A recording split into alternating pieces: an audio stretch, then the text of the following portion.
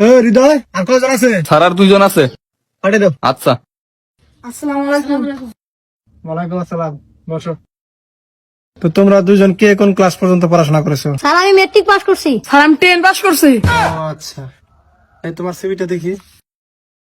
তোমার রেজাল্ট তো অনেক ভালো। আচ্ছা, তোমার চাকরিটা কেন দরকার? স্যার আমি বাড়ির বড় ছেলে, পরিবারের সব দায়িত্ব আমার উপর, তাই আমার চাকরিটা দরকার। তোমার সিভিটা দেখি।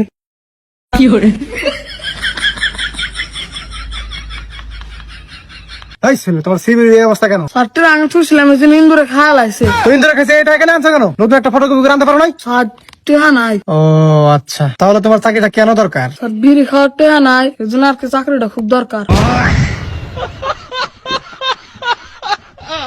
এই ছেলে, তোমাকে বিড়ি খাওয়ার জন্য কেউ চাকরি দিব? তোর ভাষা কই? স্যার বাসা দক্ষিণ ডাবুর স্যার। তুমি কার ছেলে? তুমি তো একটা বেদক। তুমি আমার সামনে এগুলো কথা বলতেছো। স্যার কি কম স্যার, নেশা উঠলে মাথা ঠিক থাকে না স্যার।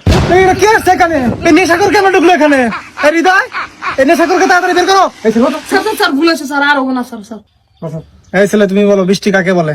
আকাশ থেকে ফোটায় ফোটায় যে পানিটা পড়ে তাকে বৃষ্টি বলে। আচ্ছা, তুমি বলো পরিবেশ কাকে বলে? পরিবারের সবাই মিলে এক জায়গায় ঘুরতে যাওয়াকে পরিবেশ বলে।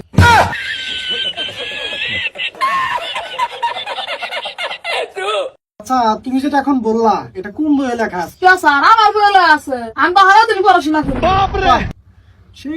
আচ্ছা, আমাদের এটা তো মার্কেটিং এর জব। তুমি মনে করো তুমি চাকরিটা পেয়ে গেছো, তো মার্কেটিং করে তো আমাদের পণ্যগুলো বিক্রি করতে হবে। মনে করো এই পেনটা একটা পণ্য, এই পণ্যটা তুমি এখন আমার কাছে বিক্রি করে দেখাও। Okay sir. সালাম আলাইকুম। আমাদের কোম্পানির স্বার্থে এই পেনটা আপনাকে 50% ডিসকাউন্টে দেওয়া হবে, আপনি কি নেবেন?